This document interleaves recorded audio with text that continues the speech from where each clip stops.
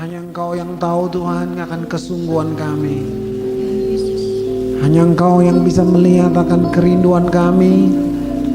Apakah kami benar-benar mau menjadi seperti Engkau? Tiada yang baik, tiada yang mulia, tiada yang ajaib selain Kau Tuhan.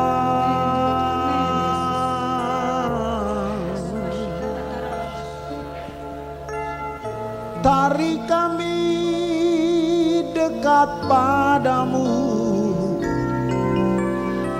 sebab di luar Engkau kami binasa.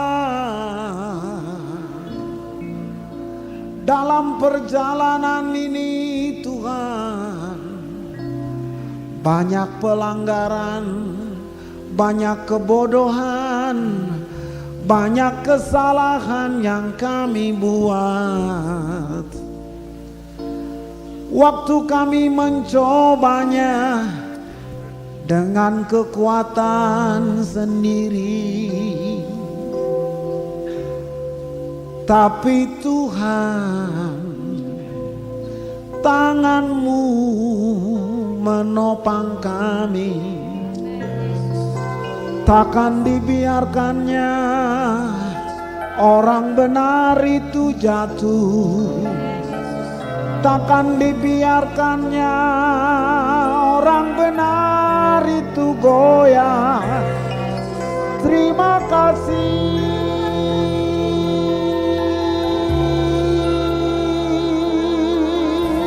Glory.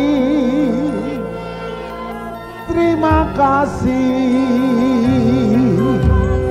Terima kasih. Oh, kinarama senamo, inalama senamo, kinalama senamo, kuriapa sokiapa sante. Haleluya. Kekuatan yang baru, kasih setia yang baru diberikan kepada kami yang menaruh harapnya padamu Tuhan. Takkan dikecewakan orang yang berharap kepadamu. Haleluya.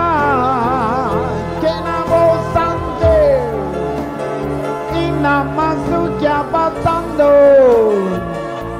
inamakiria basande, ondeamase,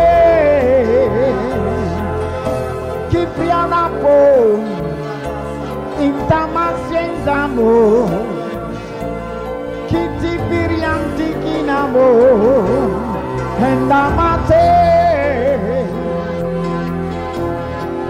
Dengarlah gereja Tuhan, penjagamu Israel takkan pernah terlelap, sebab dia gunung batu, kota benteng, benteng berapi yang dari surga, yang melindungi umatnya sepanjang jalan hidupnya. Terima kasih, terima kasih. Oh, kinalama sentavo, oria basangke, pinta masyokia matando rapista, inamasande. Haleluya. Siapakah Allah seperti Engkau Tuhan? Tiada yang lain selain Yesus. Inama Tokyabo Irdibikidibi Sande Ini Minambo Oryamase Kabala Baba. Ini saatnya Tuhan, di mana Engkau datang menyadarkan kami gerejamu. Ini saatnya di mana anak-anak-Mu bangkit dan menyatakan kuasa-Mu dalam kehidupan di bumi ini. Ini saatnya dunia melihat ada satu umat yang telah dipanggil dari kegelapan keluar dan masuk pada terangnya yang ajaib, dan dilengkapi oleh Allah, diberi kemuliaan-Mu, kuasa, supaya kami dapat menyatakan Allah kepada dunia ini. Tuhan, ini saatnya manifestasi-Mu semakin nyata. Ini saatnya dunia menonton akan hadirat-Mu yang nyata itu Tuhan. Sudah lama mereka merindukan semuanya itu. Jangan menahannya Bapa, tapi mulai Engkau importasikan buat kami semuanya. Sekarang Bapa, berkati anak-anak-Mu lewat apa yang Kau sudah simpan cukup lama. Berkati dan lepaskan supaya kami menangkapnya. Aku mengaku di depan umat-Mu, segala yang ku pelajari, segala yang ku ketahui, segala yang ku renungkan, tidak ada artinya kecuali aku mendapat kasih karunia daripada-Mu. Sebab itu ya Tuhan, turunlah pengurapan-Mu atasku, hikmat, marifat serta pengajaran, supaya aku boleh mengajar umat-Mu di sini, dan urapi kami semuanya. Berikan hati dan telinga seorang murid untuk kami bisa mendengar dan mengerti akan firman-Mu. Aku percaya firman-Mu berkuasa. Aku percaya firman-Mu dapat merubah kehidupan kami. Aku percaya firman ini adalah Engkau sendiri. Sementara firman-Mu disampaikan Tuhan, sembuhkan yang sakit. Sementara firman ini disampaikan, tarik kami lebih dekat kepadamu. Berikan wahyu, buka batin kami Tuhan. Kami mau menerima apa yang dunia tidak bisa berikan. Di dalam nama Tuhan Yesus. Haleluya. Amin. Silakan saudara duduk. Glory. Beri tepuk tangan untuk yang menyanyi, memimpin pujian, musisi. Ya. Sebab mereka sudah melakukan yang baik. Mereka sudah membawa saudara dan saya melayani kita, mengangkat kita ke hadirat Allah. Buka dengan saya Yesaya pasal yang ke-7. Apa yang mau saya ajarkan, apa yang saya mau bicarakan untuk saudara adalah kekuatan atau kemampuan atau kesanggupan, apa saja saudara boleh pilih, tapi kekuatan untuk memilih yang baik.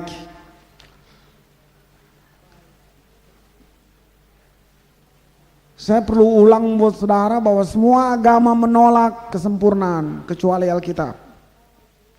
Seluruh agama di planet ini semuanya menolak kesempurnaan kecuali Alkitab. Nah, karena kita sudah terkondisi sejak manusia jatuh di dalam dosa, semua manusia sudah terkondisi dengan bahwa kita tidak bisa sempurna. Dan saudara jumpai dalam hidup ini pembicaraan dengan teman yang selalu bilang, kata kita kan manusia, selalu begitu. Jadi kita merasa kita tidak pernah sampai pada kesempurnaan. Dan kalau saudara membaca keempat Injil, saudara akan temukan satu gaya hidup atau satu penampilan dari satu kehidupan seorang pribadi yang bernama Yesus, dilaporkan bahwa dia begitu sempurna. Dia 100% manusia, dia 100% Allah, dan dia begitu sempurna. Sulit untuk kita membayangkan hal yang dulu, maksud saya dulu ini sebelum dosa. Nah, ketahuilah bahwa sebelum Adam dan Hawa jatuh di dalam dosa, mereka sempurna. Mereka sempurna. Begitu manusia jatuh di dalam dosa, semua nilai-nilai mulai bergeser. Dan manusia bukan semakin tinggi, tapi manusia semakin merosot nilainya, semakin merosot, semakin rendah. Dan saudara dan saya dilahirkan dalam nilai-nilai yang begitu rendah sehingga sulit untuk kita ke sana. Kalau kita berbicara tentang hal yang rohani, hal yang akan datang, hal-hal yang mulia, saudara sulit untuk masuk ke dalam. Kenapa? Karena kita tidak berasal dari sana. Tapi kalau kita dengar, walaupun kita belum melakukannya, kita mendengar tentang hal-hal yang buruk, hal-hal yang dosa, kita dengar tentang kehidupan yang berdosa, kita tidak aneh. Dengan orang dipotong 100 ya, suami pukul istri dan membunuhnya ya, anak dibunuh orang tua dan bunuh-bunuhan terjadi, saudara nggak pernah aneh waktu mendengar hal-hal seperti itu. Kenapa? Karena kita berasal dari dosa. Jadi segala informasi tentang dosa tidak pernah membuat kita kaget. Tapi kalau perkara-perkara rohani, kita seperti asing, seperti oh ya, betul kah? Nah, kenapa? Karena kita tidak berasal dari sana. Kita sedang menuju ke sana.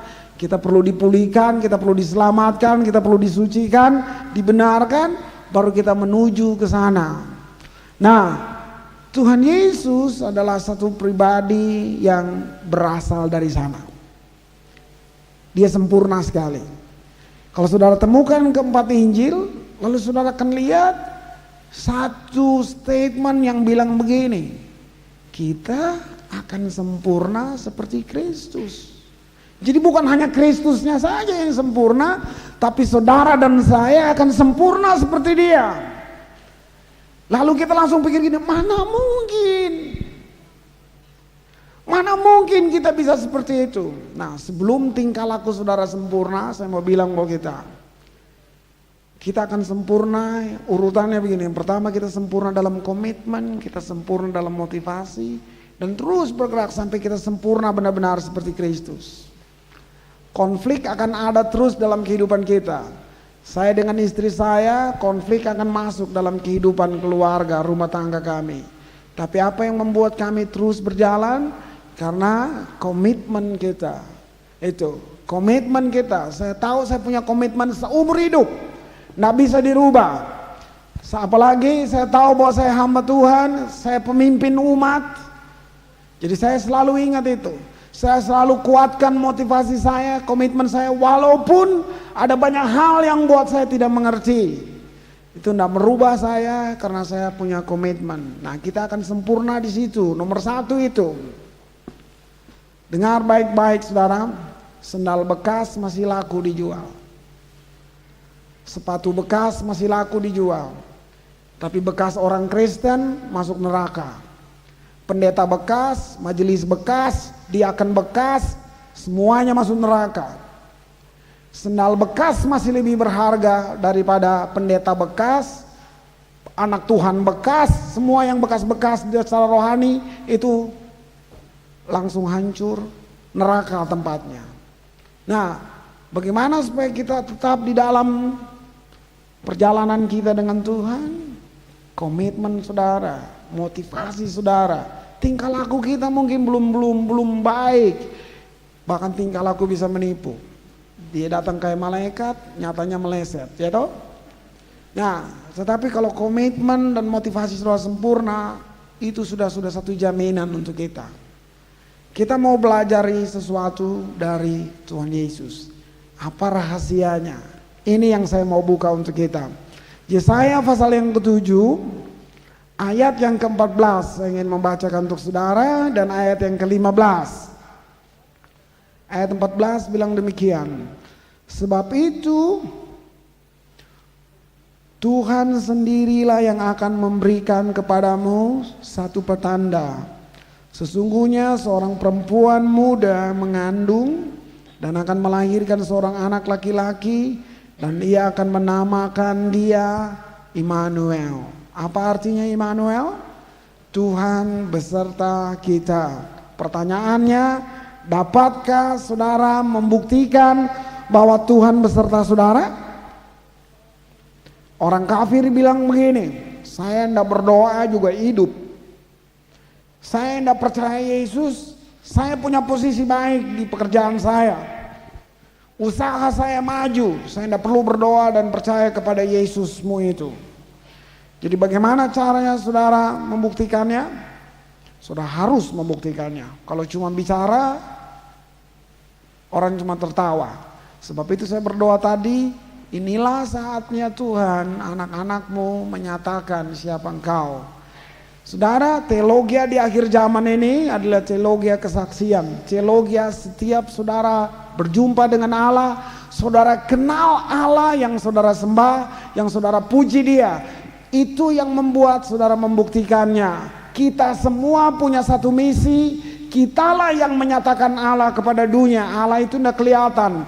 Lewat saudara, lewat saya, Dia memproyeksikannya. Dia memanifestasikan segala sifatnya, segala keberadaannya lewat saudara. Jadi yang penting ini adalah pengalaman jumpa dengan Tuhan. Ini paling penting. Makin akhir-akhir ini nubuatan Yoel digenapi. Semua orang akan dipenuhi dengan roh Allah. Lalu mereka mengalami, orang akan berbicara dengan Allah seperti berbicara dengan saya, dengan saudara begitu. Kita akan berbicara bukan hanya satu arah, tapi ada dua arah. Kita akan dengar Tuhan, kita menyampaikannya, bertukar pandang dengan Dia. Itu akan terjadi setiap orang Kristen. Seperti itu. Sehingga kita bisa bilang, oh Allah saya beserta dengan saya. Buktinya bla bla bla, itu kita akan nyatakan semuanya. Kesaksian kita. Ayat yang ke-15 bilang begini, ini penting sekali. Ini nubuatan tentang Yesus. Lalu dibilang gini, ia akan makan dadih dan madu sampai ia tahu menolak yang jahat dan memilih yang baik. Saudara garis kata akan itu. Ada dua makanan yang Tuhan Yesus terima sejak kecil. Ia akan makan dadih dan madu sampai ia tahu menolak yang jahat dan memilih yang baik. Di sini saudara lihat Yesus manusia biasa. Dia perlu satu kemampuan untuk menolak yang jahat dan memilih yang baik. Nah, untuk sampai pada taraf seperti itu, dia mulai diberi satu makanan yang namanya dadih dan madu. Nah, saya mulai merenungkan hal ini, saya mulai mencarinya. Dadih adalah satu jenis makanan di bangsa Israel, adalah makanan untuk anak-anak yang terbuat dari intinya susu sebelum dia dibuat jadi keju. Nah, dia jadi satu bahan makanan yang kira-kira dia seperti tahu, ya. Begitu lembut sekali, memang ini makanan anak, tapi rasanya bahasa Indonesia kamus cuman terjemahkan begini, rasanya limpah. Nah, saya tidak punya kata lain untuk itu, ya. Mungkin begitu enak dan gimana gitu ya, sampai dia rasanya limpah itu. Dari cita rasa makanan, dadih adalah satu makanan yang enak, yang limpah sekali. Madu adalah satu jenis makanan, dari semua yang manis, madu adalah yang termanis. Nah, dua bahan ini yang dimakan oleh Tuhan Yesus sampai dia tahu memilih yang baik dan menolak yang jahat. Bahwa seumur hidupnya dia makan ini. Nah, saudara, saya mau beritahu buat saudara, penafsir mengambilnya begini. Ada beberapa referensi naskah Ibrani menerjemahkan ini. Dadih adalah makanan anak yang masih disapi, melambangkan kemampuan dari seorang yang berusia muda untuk dapat membedakan, melihat kesukaan hal-hal yang baik dan kebencian terhadap hal-hal yang jahat. Jadi kalau kita hanya lihat dadih dan madu secara aksara, nggak dapat apa-apa saudara. Ini kitab suci. Jadi saya perlu alegorikan, saya perlu tampil hal-hal rohani dari dalamnya. Jadi rupanya dadih dan madu adalah satu makanan yang spesial untuk orang-orang Ibrani. Saya terkejut kalau saudara mau pelajari dalam Kejadian 18, waktu Abraham didatangin oleh dua malaikat. Nanti saudara baca ayat 7 dan 8, dua malaikat datang mau memberitahu bahwa Sodom dan Gomora mau dihancurkan. Lalu Abraham bilang begini, tunggulah saya siapkan makanan buat kamu. Tahu saudara, Makanan yang diberikan buat malaikat itu apa? Dadi. Dia mengolahnya susu dari domba itu dan diberikannya dadi. Ya, ayat yang ke-8 dibilang begitu, Kejadian 18 ayat ke-8. Abraham memberikan dadi untuk malaikat. Nah, di referensi yang lain, malaikat yang mengunjungi Abraham itu ditafsir sebagai Allah datang menjadi malaikat untuk Abraham. Nah, berarti Allah juga makan dadi. Itu Kejadian 18. Yesaya menulis bahwa Yesus akan makan dadi dan madu sampai dia tahu menolak yang jahat dan memilih yang baik. Apa arti rohaninya? Dadi punya arti rohani adalah kasih karunia Allah. Jadi waktu Yesus makan dadi, dia sedang menerima kasih karunia Allah. Kasih karunia Allah itu diterjemahkan begini. Kita paling sering bukan dengar kata itu. Tapi waktu saya tahu artinya, setiap hari saya minta itu. Kata kasih karunia diterjemahkan kemampuan Allah. Jadi kalau seseorang mendapat kasih karunia, dia mendapat kemampuan Allah. Di antara kita semuanya, nggak usah di antara saudara dan saya, kita sulit untuk melakukan hal yang baik, memberkati musuh kita, mengampuni orang yang membenci kita, telah melakukan jahat lalu kita harus mengampuni. Kita nggak mungkin bisa lakukan itu, tapi kenapa tiba-tiba kita mampu melakukannya? Karena ada kasih karunia, ada kemampuan Allah. Kalau dengan kita sendiri, kekuatan kita tidak punya kemampuan untuk itu. Memilih, menentukan putusan yang berkenan pada Allah nggak mungkin. Tapi waktu kita bisa, itu artinya kita mendapat kasih karunia. Jadi kalau orang yang paling banyak dapat membuat konflik dalam hidup ini, walaupun dia Kristen, walaupun dia pendeta sekalipun, dia tidak ada kasih karunia di dalamnya. Kenapa? Bisa jadi dia berdosa. Tuhan makan dadi dan madu. Dadi itu bicara kasih karunia. Yesus penuh dengan kemampuan Allah. Kira-kira gitu. Kalau saudara minta kasih karunia, berarti saudara sedang minta kemampuan Allah. Pagi-pagi saya bangun, saya mulai prioritas pertama menyembah Allah, dan saya mulai minta, hanya itu yang saya minta. Tuhan, kiranya hambamu diberi kasih karunia untuk boleh memimpin umatmu ini. Pertama, saudara mesti tahu, saya sangat menyadari saya nggak masuk pendidikan teologi yang betul-betul resmi. Saya bilang, tapi saya harus memimpin umat di Ambon. Dan saya ada di kota yang 400 tahun lebih Kristen, itu reformasi tertua. Nah itu, sementara yang ada di sana semuanya ahli Taurat. Sudah mesti tahu itu. Nah itu yang saya perhadapkan. Saya tahu Tuhan, bagaimana saya mesti memimpin umat ini. Dan saya nggak mungkin kasih sampah dari mimbar. Setiap pagi saya minta kasih karunia. Saudara, apa yang saya khotbahkan semuanya itu kasih karunia. Saya sangat menyadari, saya tidak sekolah teologi secara khusus. Istri saya tahu itu. Pulang kantor, nanti jam 6, setengah 7 saya sudah balik lagi ke kantor. Sampai jam 10 malam, mungkin istri saya telepon, nggak makan. Hanya untuk buka, entah berapa buku saya buka, mencari, menangis, tulis, renungkan, hanya untuk itu. Sungguh saudaraku. Tapi begitu saya ambil langkah pindah ke Ambon, memang ini yang terjadi. Saya melihat, saya belajar dengan Allah sungguh-sungguh. Saya dipacu untuk lihat hal-hal yang dalam sekali dengan Tuhan. Nah saya waktu ngomong kasih karunia, kalau saudara tidak butuh, saya sangat membutuhkannya. Saya sangat membutuhkannya. Jadi saudara, saya tahu Tuhan jangan kasih sampah buat jemaat. Jemaat tidak boleh dianggap bodoh. Tidak boleh jemaat dianggap bodoh. Mereka bahkan bisa lebih pandai dari gembalanya. Yang kita butuh adalah kita hanya pipa kosong. Setiap minggu Tuhan yang tahu segala kebutuhan manusia itu, melalui kita dia menyampaikan isi hatinya. kita tidak bawa sampah dari atas mimbar. Nah itu yang saya selalu minta.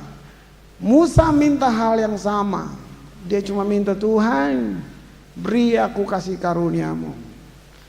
Musa berdoa seperti itu. Jangan suruh kami pergi Tuhan, kecuali engkau berjalan di depan kami.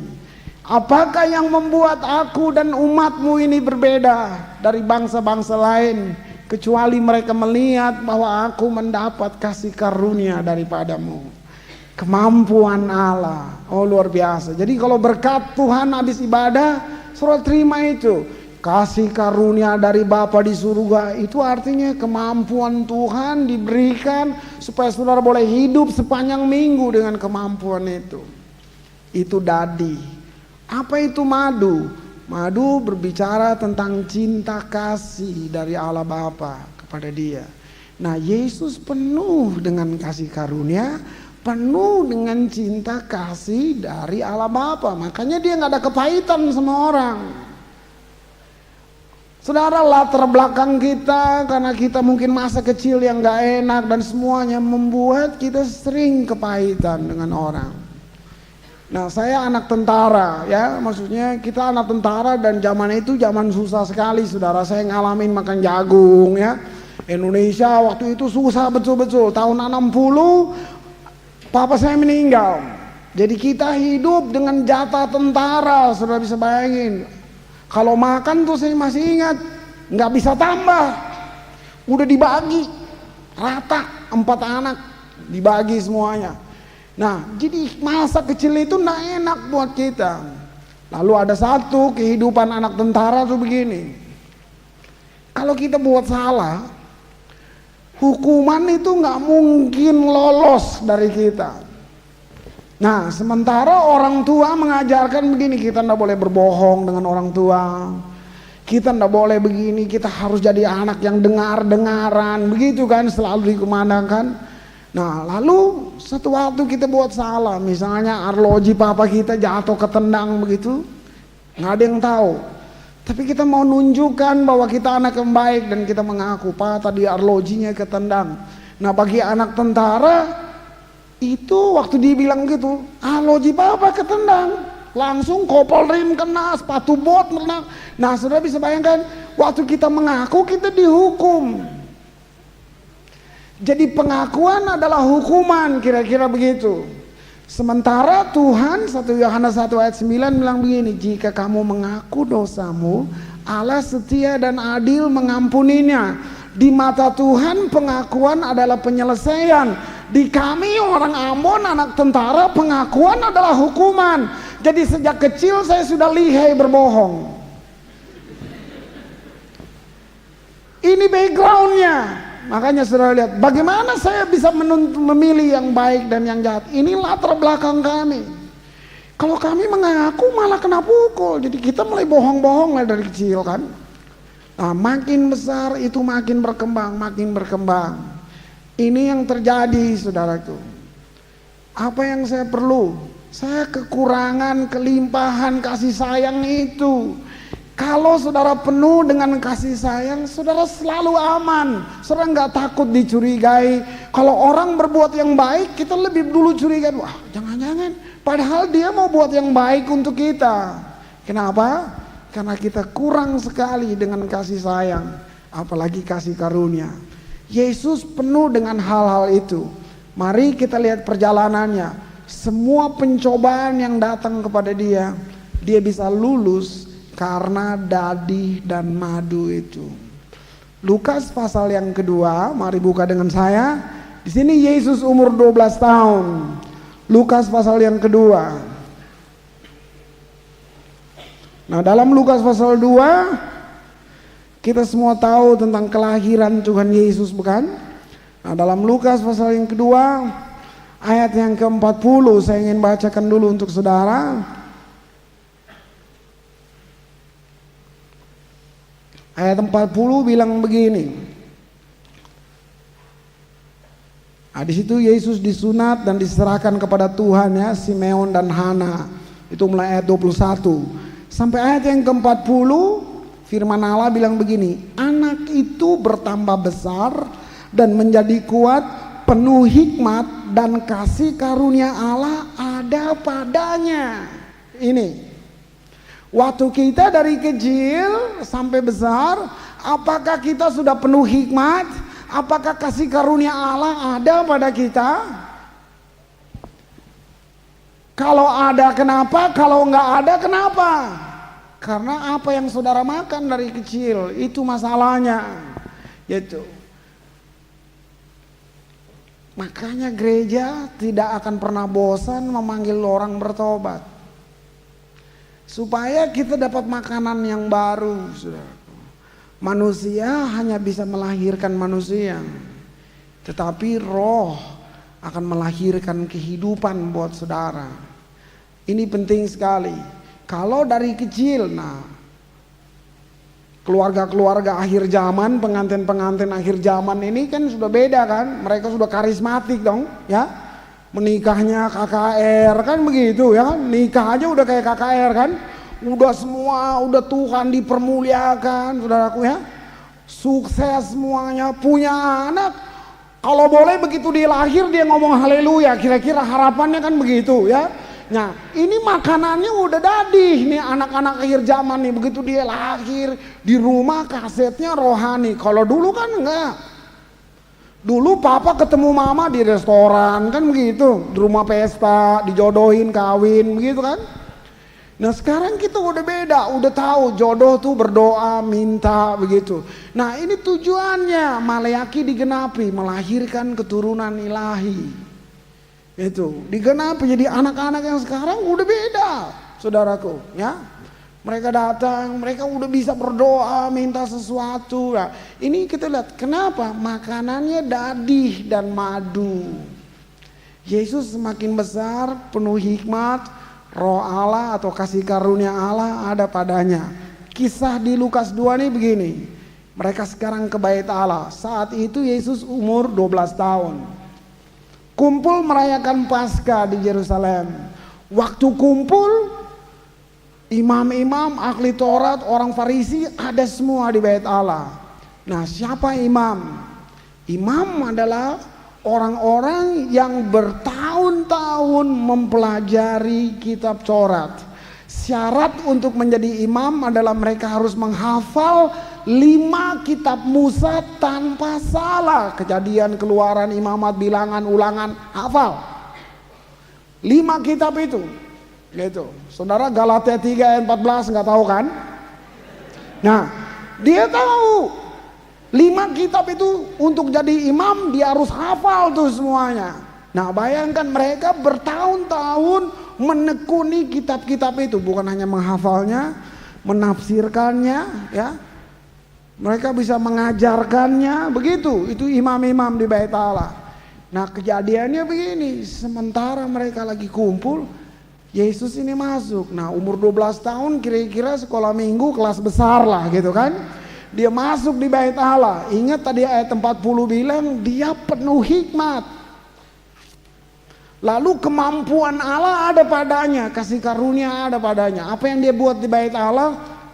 Mereka sedang membuka kitab Yesaya. Lalu Tuhan Yesus berdiri di depan imam-imam dan dia bilang begini, roh Allah ada padaku.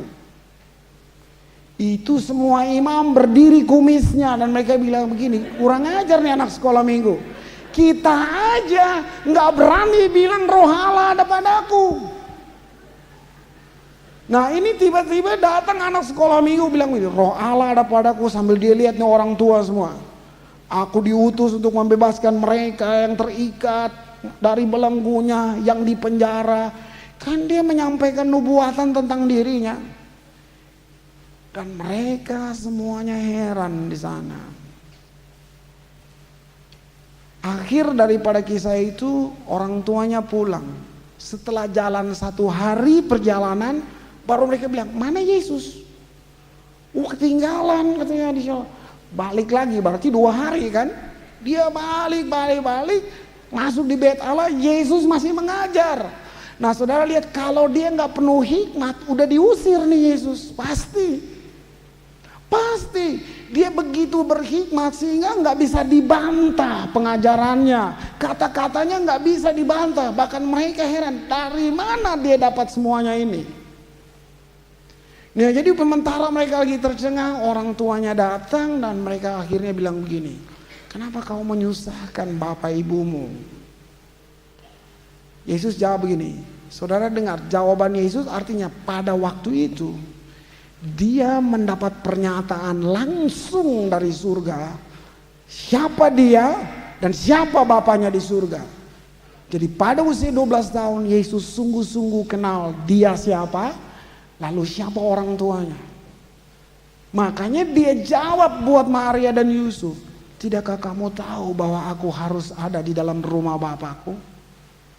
Nah, Maria cukup kaget. Tapi kalau saudara baca terus ya 47 ayat 48, keputusannya Yesus begini. Dia pulang. Dia mengikuti mereka pulang. Yesus nggak bilang gini, Maria, mulai sekarang saya udah tahu kau bukan orang tua saya. Nah begitu saudaraku. Dia enggak begitu. Walaupun dia terima langsung wahyu itu dari Allah. Nah kalau kita dalam pelayanan kan begitu Tuhan ngomong sama kita, gembala kita lawan dong. Karena kita pikir kita dengar langsung dari Tuhan kan. Nah di sini saudara bisa lihat kenapa Yesus mampu untuk memilih taat kembali. Sungguh saudara boleh lihat sendiri di Lukas pasal 2 mulai ayat 48 kira-kira gitu. Ya, ayat 48. Ayat 51 yang paling jelas. Lalu ia pulang bersama-sama mereka ke Nazaret dan ia tetap hidup dalam asuhan mereka. Jadi dia sudah di bait Allah, dia dengar bapaknya, tapi keputusan dia gini, pulang dengan orang tuanya dan dia tetap hidup dalam asuhan mereka. Dikatakan di situ, dan ibunya menyimpan semua perkara itu dalam hatinya. Nah, Yesus tidak muncul lagi dari umur 12 tahun ini sampai dia umur 30 tahun baru dia muncul. Betul-betul. Jadi saudara bilang itu masa vakum ya. Dalam dunia teologi dikenal sebagai satu masa vakum. Kemana dia pada masa vakum itu? Yang jelas Yesus tetap taat pada orang tuanya. Dia nggak bilang gini, tadi malam papa dari sorga bilang begini. Nggak lagi. Dia terus dalam asuhan ibunya dan bapaknya sampai dia umur 30 tahun. Lihat ayat 52 saudaraku. Dan Yesus makin bertambah besar, bertambah hikmatnya dan besarnya, dan makin dikasihi oleh Allah dan manusia. Luar biasa. Ini saudara, dari dadi dan madu itu, saudara lihat grafiknya. Nah, kenapa kita nggak ada keseimbangan ini? Kalau ada yang perlu saya membangun saudara, mendorong saudara, Ibrani bilang begini, jangan menjauhkan diri dari persekutuan orang kudus. Kalau saudara cuma makan dadi dan madu tiap hari Minggu, itu nggak jadi apa-apa. Itu saudara cuma panas-panasin kursi aja di gereja. Sungguh-sungguh, saudara mesti ini prioritas utama. Kalau saudara mau seperti Kristus, ini yang terjadi. Nah, saudara lihat, sekarang Yesus, Lukas pasal 3 atau Matius 3 lebih tepat, Yesus besar di situ. Umur 30 tahun sekarang. Ya. Nah, Matius 3 adalah Yesus datang kepada Yohanes Pembaptis. Nah, saudara lihat di sini kasih karunia itu loh, saudara lihat. Nah, Yesus datang. Saya mau cerita saja buat saudara. Siapa Yesus ini? Yohanes Pembaptis bilang begini. Yohanes Pembaptis lagi di Sungai Yordan, orang-orang banyak lagi kumpul, imam-imam ahli Taurat juga ada di situ. Lah Yohanes Pembaptis bilang gini, bertobatlah kamu, kerajaan Allah sudah dekat, berilah dirimu dibaptis supaya engkau diselamatkan. Jadi dia lagi baptis semua orang. Tiba-tiba dia bilang begini, saya baptis kamu dengan air, tapi akan datang yang lebih besar daripadaku. Dia bukan membaptis kamu dengan air, tapi dia membaptis kamu dengan Roh Kudus. Berapa besar Yesus itu di matanya Yohanes? Berapa besar ukurannya seorang Yesus di dalam pandangan Yohanes. Ukuran besarnya segini nih, Yohanes bilang, membuka tali kasutnya, aku tidak layak. Artinya gini, dia butuh kasih karunia untuk buka tali kasutnya Yesus. Waktu dia habis umumkan seperti itu, datang nih Yesus. Bikin apa? Dia bilang begini, baptis saya. Nah kalau saudara baca Matius pasal 3, Yohanes bilang begini, saya terjemahkan gaya anak muda aja ya. Wan, nah salah. Lo benar, nah saudara dengar. Baptisan itu buat siapa? Buat orang berdosa. Dia baru bilang Yesus ini lebih hebat, lebih besar. Buka tali kasutnya gak layak. Dia Tuhan. Nah apakah Tuhan berdosa sampai perlu dibaptis? Jadi waktu Yesus datang itu merubah, itu menghancurkan semua konsepnya Yohanes. Bagaimana dia mau dibaptis sementara semua ahli Taurat lagi nonton? Kira-kira dia bilang, Tuhan pikir lagi deh. Kira-kira itu kalau dia berteman dengan Yesus, kira-kira dia ngomong begitu kan? Ya, kan misalnya mereka teman baik, dia bilang nggak salah loh. Kira-kira begitu kan? Tapi ini dia lagi tercengang. Perhatikan jawabnya Yesus. Lakukan ini supaya kita menggenapkan kehendak Bapa. Pelajaran apa yang ada dari situ? Satu kerendahan hati yang luar biasa. Saudara dengar, ketaatan tidak dimulai di bumi, ketaatan dimulai di surga. Berbahagialah saudara sedang menyembah Allah yang bukan cuma perintah, tapi dia juga teladannya. Ketaatan dimulai dari surga, kasih dimulai dari surga, rendah hati dimulai dari surga. Yesus mensamakan dirinya, mengidentifikasikan dirinya dengan orang berdosa. Dia mau dibaptis. Nah kalau saudara cuman karena gengsi gak mau dibaptis, siapa lu? Nanti orang bilang apa kalau gue dibaptis? Oh ini anak Allah nih. Dia datang merendahkan dirinya kayak begitu. Wih saudara, ini satu yang luar biasa. Mungkin ahli Taurat bilang gini, katanya nggak Tuhan. Yesus nggak terpengaruh dengan hal itu. Kenapa? Dia penuh dengan cinta kasih. Dia penuh dengan kasih karunia. Dia nggak perlu bantuan yang lain untuk dia rasa aman. Dia nggak perlu. Orang yang nggak punya skill ini di dunia sekuler ya, selalu rasa nggak aman, bukan? Kalau ada orang di kantor lah, kalau ada yang lebih, saudara selalu masa ketakut. Aduh, jangan-jangan dia lebih pinter, nanti dia lebih kepake, gua enggak. Nah, kenapa? Karena dia tidak punya sesuatu. Tapi kalau saudara punya semuanya, saudara selalu aman. Ini dalam masalah rohani loh, saudara. Kalau kita penuh kasih karunia, kita penuh cinta kasihnya Allah, kita sangat aman sekali. Orang mau apa, aman sekali. Dalam masalah pelayanan saya rasa aman. Jaminannya begini, saya tahu Tuhan panggil saya menjadi hambanya. Titik. Mau ada orang lebih hebat, mau dia berkhotbah pakai bahasa Ibrani, apapun terjadi, saya tidak akan bilang, aduh nanti gue nggak diundang lagi. Oh bukan itu, saya nggak jadi pendeta untuk hal itu. Nah, gitu. Kalau saudara ke Ambon, itu provinsi 1000 pulau, saudara, itu pulau-pulau kecil sekali. Nah saudara bisa lihat hamba-hamba Tuhan, mereka nggak berkhotbah pakai bahasa Indonesia tuh, udah bahasa Urdu, bahasa apa udah nggak tahu tuh saudara ya. Tapi benar-benar, yang saya cuma lihat begini loh, itu benar-benar hati Allah sampai kepada setiap orang dengan cara mereka, saudaraku, luar biasa. Itu benar gitu. Nah, bahkan kadang-kadang kita yang dari Jawa ini kalau datang ke sana ngomongnya terlalu tinggi, mereka nggak ngerti, ya kan? Implikasinya, aplikasinya, malah begitu kan? Oma-oma di sana bilang, aduh ini bumbu masak yang baru kali ini kan? Nah itu, Ya, saudara, saya mau beritahu, kerendahan hati itu karena apa? Karena kita penuh dengan kasih karunia. Orang bisa rendah hati karena cinta kasih Allah limpah di dalam dia. Matius 3 dia dibaptis. Begitu dia dibaptis, ada satu peristiwa penting, bukan? Burung merpati turun, lalu suara Allah terdengar. Suara Allah ini yang menggetarkan. Suaranya bilang begini, inilah anakku yang kukasihi. Bagi saudara orang percaya, baptisan itu bukan sekedar dicelup-celup, saudara. Baptisan itu begini, transaksi roh.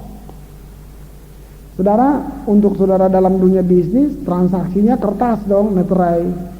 Untuk masalah surga, transaksinya nggak bisa kertas. Roh. Waktu kita dibaptis itu terjadi transaksi, meterai terjadi, pemutusan manusia berdosa diputuskan di situ, dan transaksi artinya roh di udara, iblis, kerajaan kegelapan, Tuhan, manusia menyaksikan. Jadi waktu saudara dibaptis, saudara mati kan? Roma pasal 6 bilang kita mati dengan dosa kita, dikuburkan. Begitu kita bangkit, Allah bilang buat kerajaan iblis, Allah bilang buat semua kerajaan kegelapan, Allah bilang begini, ini anakku yang kukasihi. Makanya begitu saudara ikut Tuhan, siap-siap. Matius pasal 4, Yesus dibawa ke padang gurun untuk dicobai. Selesai kita diakui oleh Allah sebagai anaknya, saudara mulai masuk tes. Ya, sparring partner sekali-sekali dong sama iblis kan. Kita mulai dites. Nah, Matius pasal 4, pencobaan terjadi. Saya tidak usah baca, tapi saudara sudah tahu pencobaannya. Pencobaan yang pertama dibilang begini, Yesus sudah puasa nih, dan dibilang gini, dia lapar. Sekali lagi, terbukti dia manusia, dia lapar. Lalu iblis bilang gini, kalau kau anak Allah, ubah batu ini jadi roti. Sekarang saya tanya buat saudara, Yesus bisa nggak rubah batu jadi roti? Sangat bisa. Ingat, dia punya kuasa, ada kasih karunia Allah, ada kemampuan, yaitu penuh hikmat. Dia punya semuanya, dia bisa bikin batu jadi roti. Kenapa dia nggak buat? Kan dia bisa buktikan. Oh, lo mau tes bahwa gue nih Tuhan, nih lihat nih, pang, jadi roti kan? Supaya pasti nggak percaya juga, gue bikin satu lagi ya, ya kan gitu. Kalau kita kan begitu. Nah, Tuhan enggak, saudaraku. Saudara lihat dulu, di balik bujukan iblis itu, cobaan iblis gini, iblis ingin membuat Yesus memakai segala kemampuan yang diberikan Bapaknya berdasarkan keputusannya sendiri. Iblis ingin Yesus melakukan mujizat itu atas dasar kehendaknya, bukan kehendak Bapa. Seandainya saudara dan saya diurapi seperti Yesus, punya penuh kasih karunia, punya segala hikmat, kita sangat ingin bikin batu jadi roti. Bukan hanya satu batu, kalau bisa semua batu kita jadiin roti. Ada kemampuan, ada urapan untuk hal itu. Tapi kita lupa bahwa itu adalah atas kehendak kita. Yesus menolaknya karena itu. Karena ini bukan Bapa yang suruh, iblis yang suruh. Kenapa dia mampu seperti itu? Itu tadi, dadi dan madu. Saya harap Roh Kudus sedang menerjemahkan saat ini buat saudara. Saudara dan saya sedang hidup dalam dunia yang begitu sulit. Dan yang paling sulit buat kita dalam hidup adalah waktu kita harus mengambil keputusan. Itu sangat sulit. Bagaimana saudara bisa mengambil keputusan yang memuliakan Allah? Kalau saudara penuh dengan dadi dan madu. Godaan yang kedua iblis bilang begini, kalau kau anak Allah, buang dirimu ke bawah. Jaminannya adalah malaikatmu akan menopang kamu. Saudara, saya temukan maksudnya di sini. Penyalahgunaan kekuasaan. Dan ini yang sedang ada di sekitar kita. Penyalahgunaan kekuasaan. Iblis sedang mencoba Yesus untuk selewengkan kekuasaannya. Waktu Hawa tergoda di Taman Eden, bukan karena buahnya yang sedap. Orang dia belum coba, Tahu yang buat Hawa mau ngambil buah itu? Karena satu perkataan yang bilang begini, iblis sodorkan konsep ini, kamu akan menjadi seperti Allah. Sejak kejadian pasal 3, manusia mulai menjadikan dirinya Allah, saudaraku. Renungkan ini. Waktu manusia tidak lagi menyembah Allah yang asli, manusia menyembah Allah yang palsu, Allah buatan tangannya. Manusia mulai yang menjadi pusatnya adalah dirinya. Karena itu tawaran iblis yang membuat Hawa tergoda. Dia bilang, Allah men, mau jadi Allah, dahsyat kan? Ini saudara bisa lihat itu hancur. Sampai hari ini semua orang merasakan gak perlu dong ke gereja. Marilah kepadaku yang letih, lesu dan berbeban berat. Itu panggilan Tuhan. Kenapa orang belum mau datang kepada Tuhan?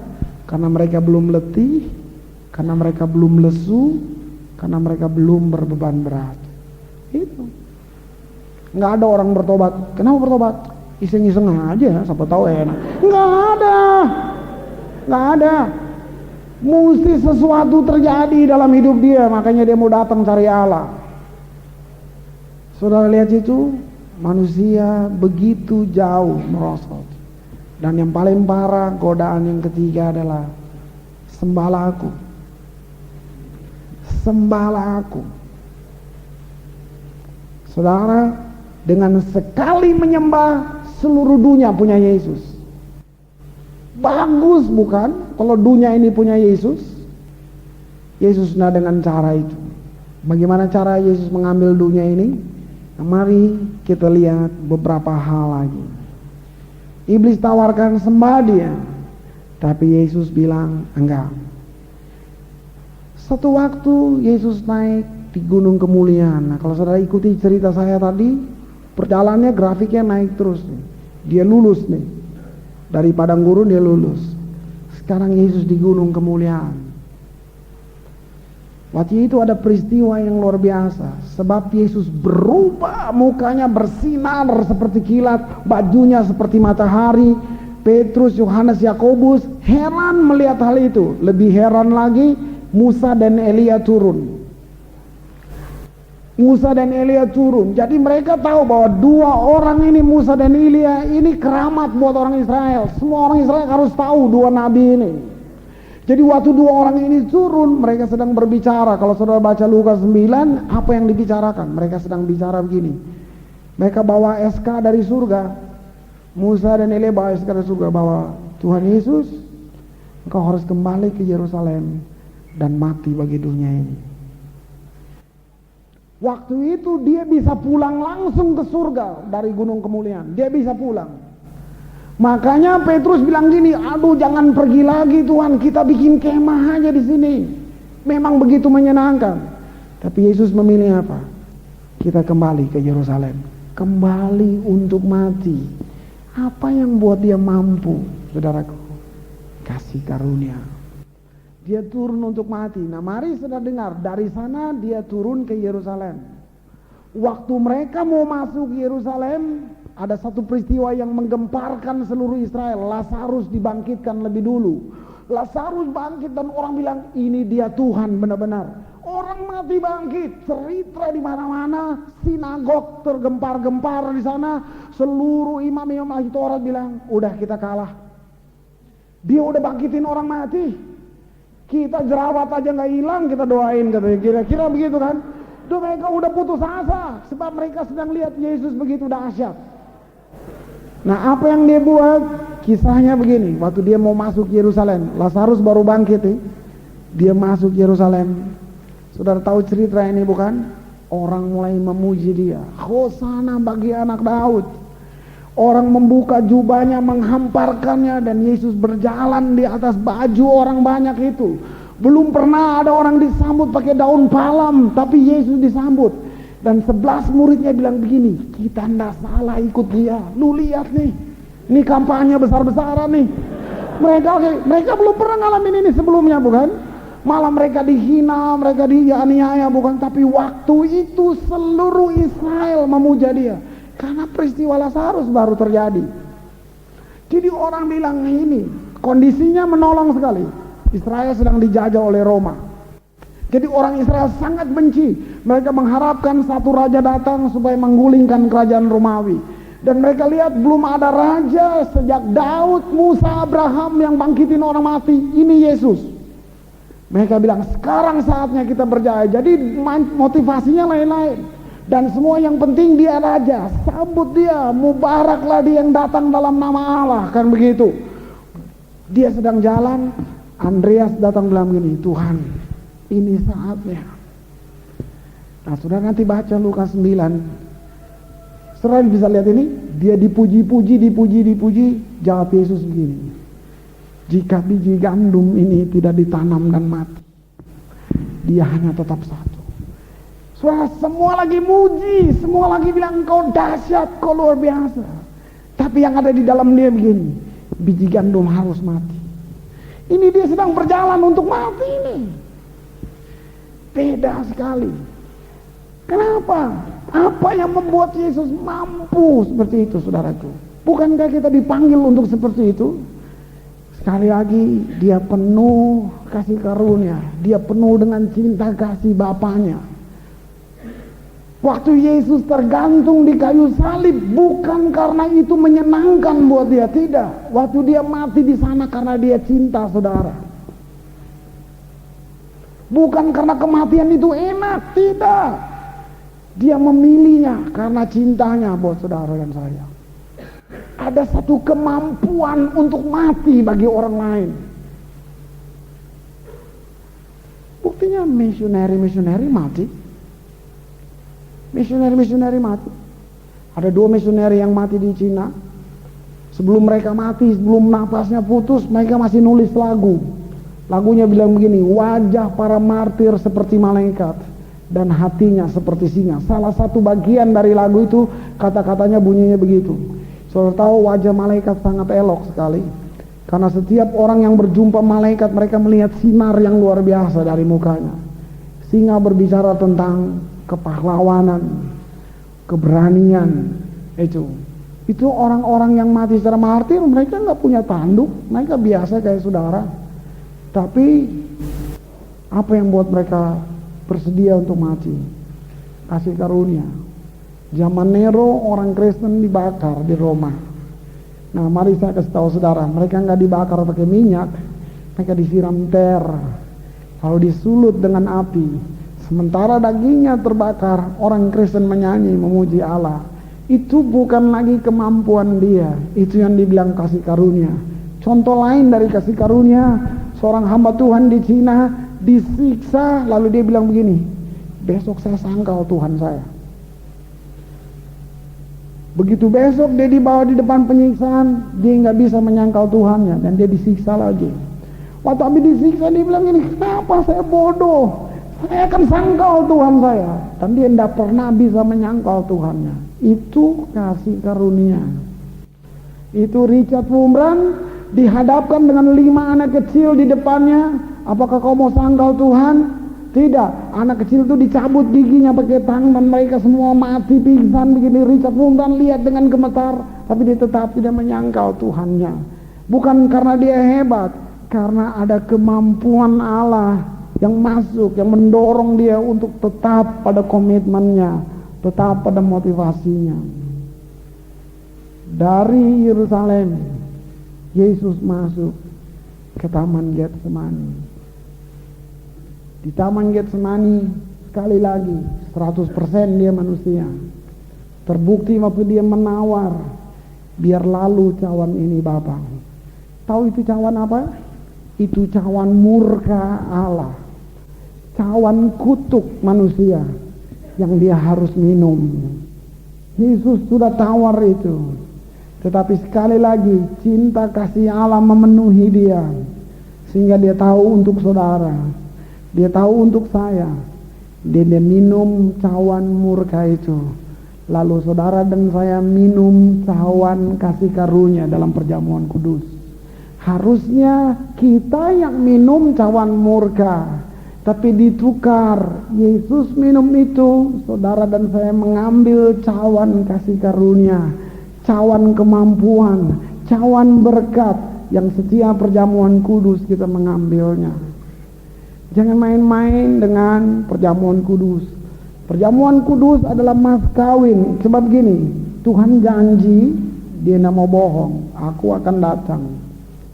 Ini janjinya, ini mas kawinnya. Setiap kamu meminum dan makan perjamuan ini, kamu memperingatkan akan aku. Itu satu janji untuk Yesus datang kembali. Oh sungguh saudaraku, kalau kita lihat itu, Tuhan juga mau kita seperti dia. Apa yang membuat kita tidak mampu? Makanan kita yang salah. Apa yang itu madu dan dadi? Setiap kali kita mesti selalu dekat dengan Tuhan. Firman-Nya itu madu dan dadi. Doa itu madu dan dadi. Kita harus tahu bagaimana memilih. Jangan biarkan situasi yang memilih buat kita, tapi biarkan kekuatan Allah di dalam kita yang memilih. Waktu saudara diperhadapkan iman atau posisi, kalau saudara tidak punya dadi dan madu, tentu saudara akan pilih posisi. Sadrak, Mesak, Abednego tidak memilih makanan raja. Dia memilih makanannya orang Israel, sayur-sayuran saja. Apa akibatnya?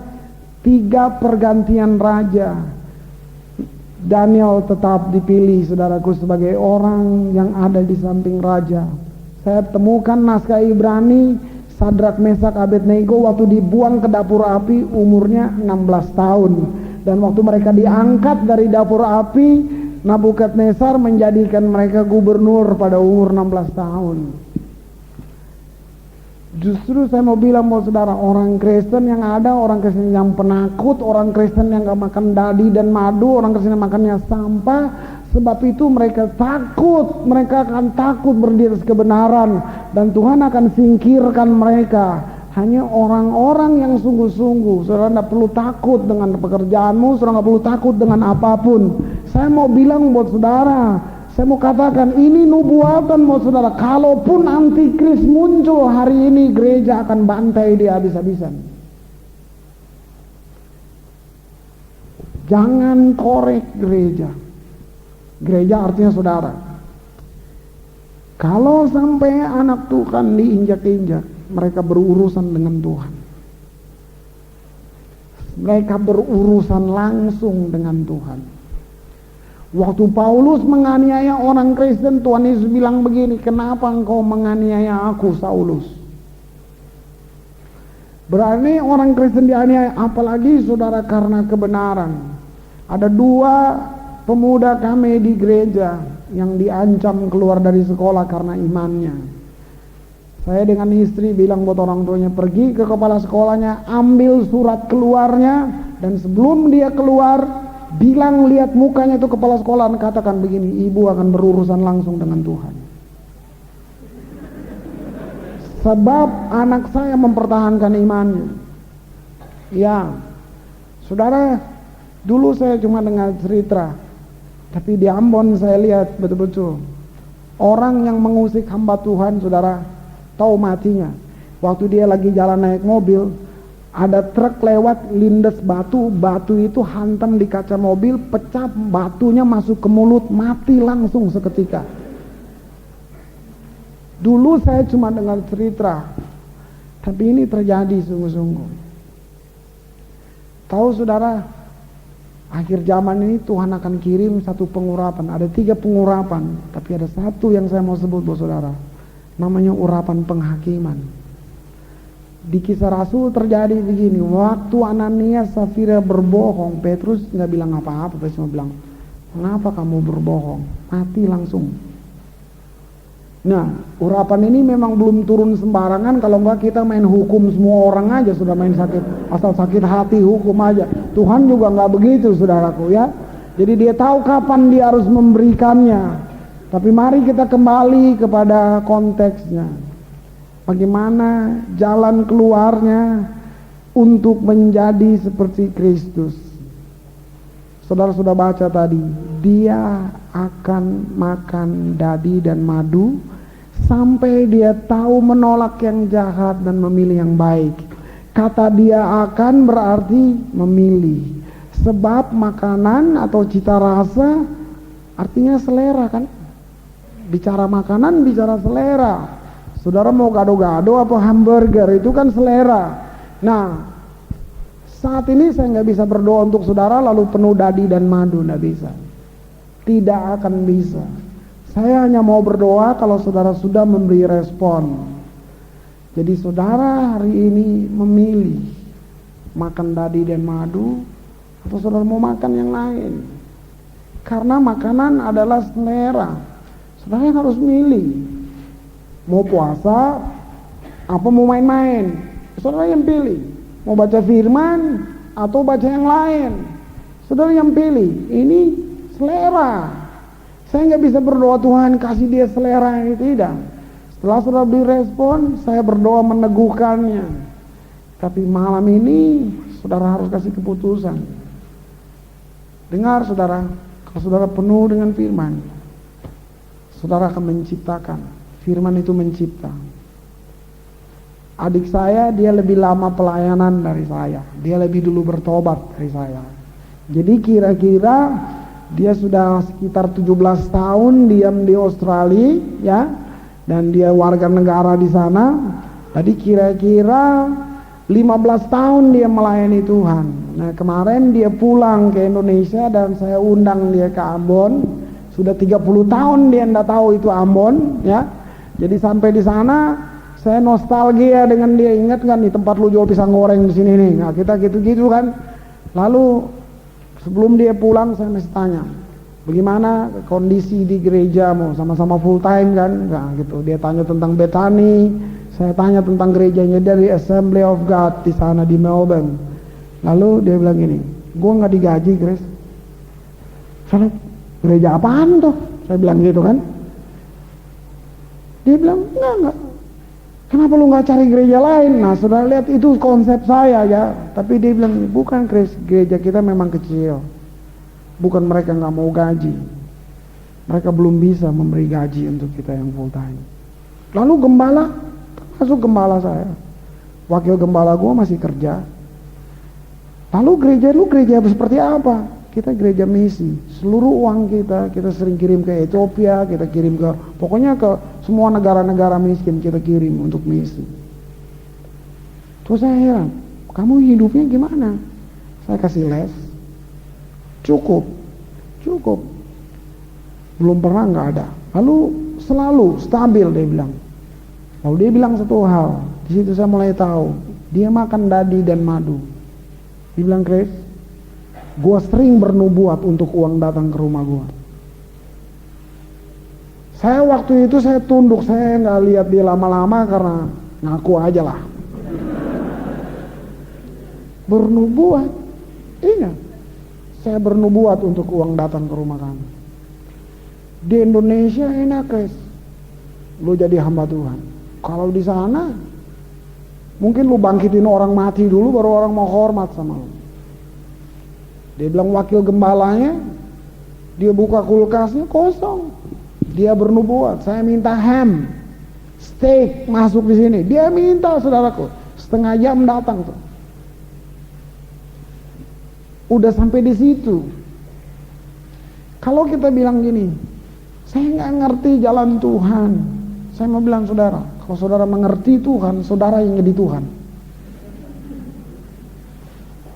Saya cuma taat pindah ke Ambon. Saya pun tidak mengerti dia. Dan Tuhan bilang begini, kau tidak perlu ngerti, kau menikmati saja. Jadi kadang-kadang saya menikmati apa yang saya bikin. Apa sih Tuhan yang bikin saya sampai begini? Nggak ngerti. Kalau orang tanya jalan Tuhan itu seperti apa? Ini jalan Tuhan. Di depan Laut Kolsum, di belakang tentara Mesir. Itu jalan Tuhan. Sudah nggak tahu lagi mau bikin apa. 3 juta orang mau bunuh dia. Kau bawa kita untuk kayak gini? Tuhan belah itu laut. Dia buka jalan saat tiada jalan. Itu Tuhannya saudara. Tuhan gak bilang gini, mengerti dulu baru taat. Enggak. Taati. Baru saudara bisa lihat. Dia dahsyat. Kita sulit untuk mengerti sebab dia memang Allah. Saudara, hari ini kita bisa seperti Kristus, bisa. Tergantung kita rubah menu makanan kita hari ini. Tambahkan semuanya yang ada dalam saudara. Saya sedang khotbah juga untuk diri saya. Itu saja, saya tidak minta lagi yang lain. Saya minta kasih karunia tiap hari Tuhan. Tanpa itu, saya bilang ini, Tuhan, ada potensi besar untuk saya berdosa di dalam sini. Selalu saya begitu dengan dia. Kalau saya duduk mau belajar, kalau saya ada di kantor, saya selalu bilang, Tuhan, saya nggak tahu apa-apa. Ada banyak sarjana teologi di sini. Mereka bisa mempengaruhi jemaatmu di sini. Bagaimana kalau Tuhan kasih saya hikmat untuk saya bisa mengajar mereka dengan baik. Setiap minggu saya sudah gemetar dari hari Selasa, saudara. Saya sudah cari Tuhan ngomong apa. Saya bilang mau saudara, tukang ledeng di tempat kami berkhotbah hari Minggu. Sungguh-sungguh. Benar-benar. Dan orang di jamaah, tukang listrik berkhotbah. Sungguh. Pesuruh kita, Nus namanya, tukang sapu, orang kanker 4, stadium 4, saudaraku. Didoakan sama dia. Sembuh. Sungguh, saya bukan mau promosi, tapi saya apa yang mau saksikan? Saya saksikan Benny Hinn, saya nggak kenal Benny Hinn. Ya toh, saya saksikan jemaat saya. Setiap Sabtu kami doa puasa. Ibu-ibu sederhana, saudaraku, encim-encim. Saya mau beritahu apa saudara, dari kita kalau habis doa itu jam 2, terus mereka pakai mobil gereja pergi ke rumah sakit. Dalam 3 bulan rumah sakit gila kosong. 2 saya baptis di gereja. Sungguh saudaraku. Kami sering malu kalau pergi ke FA lihat kesaksian mereka, sebab kita tidak ngalamin, mereka ngalamin. Nah, apa coba? Mereka bilang ini, Pak, kalau Bapak khotbah di depan, kita cuma bilang ini, ya, saya mau kayak gitu.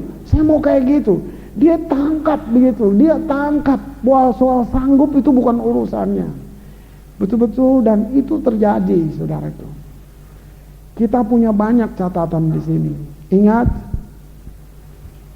percaya tanpa ketaatan sama dengan doktrin. Saudara perlu percaya, saudara perlu taat, maka saudara akan lihat kuasa itu. Tundukkan kepala kita. Jalannya Tuhan paling baik, ku mau ikut turun naik, segala kuasa di tanganmu, aku menunggu di kakimu.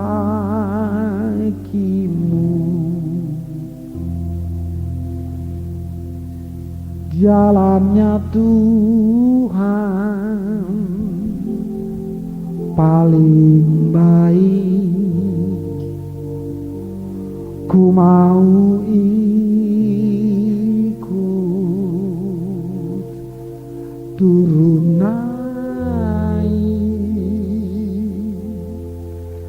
segala kuasa